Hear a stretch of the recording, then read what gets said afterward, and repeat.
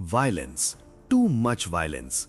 अगर आपको लगता है कि धुरंधर सिर्फ एक एक्शन फिल्म है तो आप गलत है।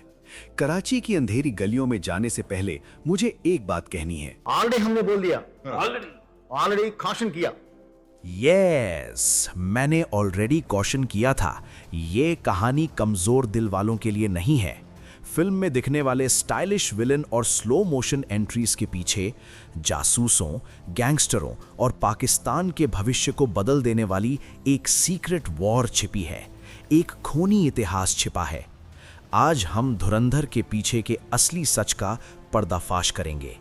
आखिर कौन था असली हमजा अली?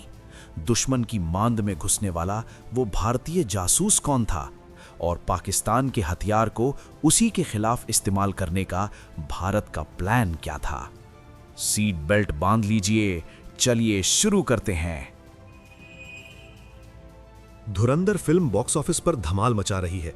खासकर अक्षय खन्ना का स्टाइलिश गैंगस्टर अवतार सबको दीवाना बना रहा है। लेकिन क्या आप जानते हैं, ये किरदार एक ऐसे असली डॉन पर आधारित है जिसने कभी कराची पर राज किया था। ये फिल्म सिर्फ फिक्शन नहीं है, ये 3 बड़ी असल घटनाओं का कॉकटेल है। 1999 का कंधार हाईजैक, मेजर मोहित शर्मा की बहादुरी और बलिदान, कराची की खौफनाक लियारी गैंग वॉर्स। आइए इसे चैप्टर दर चैप्टर समझते हैं। इस फिल्म को समझने के लिए विलन का माइंडसेट समझना होगा। फिल्म में आप भारत को तोड़ने के बारे में डायलॉग सुनते हैं। ये पाकिस्तान के तानाशाह जिया उल हक के ब्लीड इंडिया विद 1000 कट्स सिद्धांत से आया है। Bleed India with 1000 cuts. Logic बहुत सिंपल था। 1965, 71 और 99 की जंग में वे भारत से सीधे नहीं जीत पाए।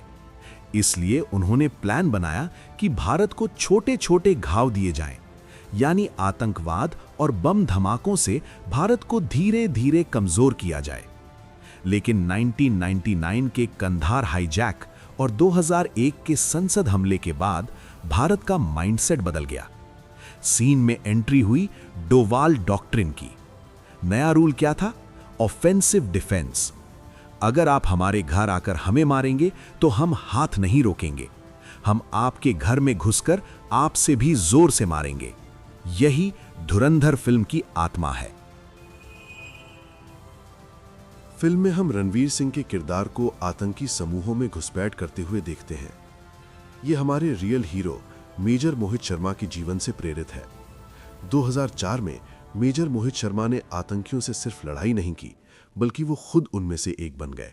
दाढ़ी बढ़ाई, अपना नाम बदलकर इफ्तिखार भट्ट रखा और हिजबुल मुजाहिदीन जैसे खतरनाक संगठन में शामिल हो गए। 2 खूंखार कमांडरों के साथ रहे, उनके साथ खाना खाया और उनका भरोसा जीता। जब सही वक्त आया, उन्होंने एक पल भी नहीं सोचा। एक झटके में उन दोनों को ढेर कर दिया। हालांकि फिल्म में ऑपरेशन कराची में दिखाया गया है, लेकिन असल जिंदगी में मेजर मोहित शर्मा ने कश्मीर ऑपरेशंस में अपना सर्वोच्च बलिदान दिया। 2009 फिल्म में रविंद्र कौशिक, ब्लैक टाइगर जैसे जासूसों की जिंदगी की झलक भी मिलती है। अब बात करते हैं फिल्म के बैकड्रॉप की, यानी लियारी की। इसे पाकिस्तान का मिनी ब्राजील कहा जाता है, क्योंकि वहां के लोगों में फुटबॉल का जुनून है। लेकिन राजनीति और गरीबी ने वहां के फुटबॉल खिलाड़ियों के हाथों में हथगोले थमा दिए। इस नर्क का राजा था रहमान डकैत। फिल्म में अक्षय खन्ना का किरदार है, लेकिन असलियत में वो एक कॉम्प्लेक्स मॉन्स्टर था। गरीबों के लिए रॉबिन हुड, स्कूल और अस्पताल बनवाने वाला, लेकिन सत्ता के लिए वो बेरहम था। एक काला सच। अफवाहें हैं कि रहमान इतना निर्दयी था कि उसने अपनी सगी मां को मार डाला, क्योंकि उसे शक था कि वो पुलिस को मुखबरी कर रही थी।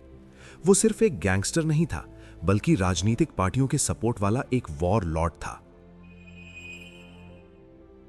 हर विलन के लिए एक हीरो चाहिए होता है।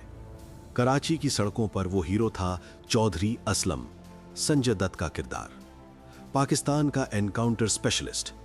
वो कभी पुलिस की वर्दी नहीं पहनता था, हमेशा सफेद सलवार कमीज, हाथ में ग्लॉक पिस्टल। तालिबान के लिए वो यमराज से कम नहीं था। एक बार तालिबान ने विस्फोटकों से भरे ट्रक से उसके घर को उड़ा दिया। पूरा घर मलबे में बदल गया। लेकिन चौधरी असलम उस मलबे से अपने कपड़े झाड़ते हुए जिंदा बाहर निकला। लेकिन असल जिंदगी में हैप्पी एंडिंग नहीं होती दोस्तों। 2014 में आतंकियों ने एक फ्लाईओवर पर उसके काफिले को निशाना बनाया। धमाका इतना जबरदस्त था कि उसकी बुलेट प्रूफ कार हवा में उड़ गई। कराची के सुल्तान की कहानी वहीं खत्म हो गई। तो इस कराची गैंग वॉर में भारत का प्लान क्या था? फिल्म में एक सीक्रेट प्लान का हिंट दिया गया है। जियोपॉलिटिक्स में इसे रिवर्स 1000 कट्स कहा जाता है। अगर पाकिस्तान हमारे कश्मीर को अशांत करने की कोशिश करता है तो थियरी यह है कि हमारी इंटेलिजेंस पाकिस्तान के अंदरूनी झगड़ों का फायदा उठाती है, जैसे लियारी गैंग वॉर्स और सिंधु देश आंदोलन, यानी सिंध को अलग देश बनाने की मांग। कराची पाकिस्तान का दिल यानी इकोनॉमिक हब है। अगर वहां आग लगती है तो पाकिस्तान का फोकस हमारे बॉर्डर से हटकर उनके अपने जलते हुए घर पर आ जाता है। इसे कहते हैं दुश्मन के हथियार को उसी पर चलाना। धुरंधर भले ही एक एंटरटेनमेंट फिल्म हो, लेकिन ये हमें एक कड़वा सच याद दिलाती है। शांति मुफ्त में नहीं मिलती।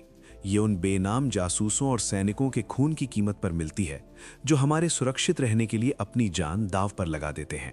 चाहे वो real life major Mohit Sharma हो या रियल लाइफ हमजा अली, उनका बलिदान ही हमारी सुरक्षा है।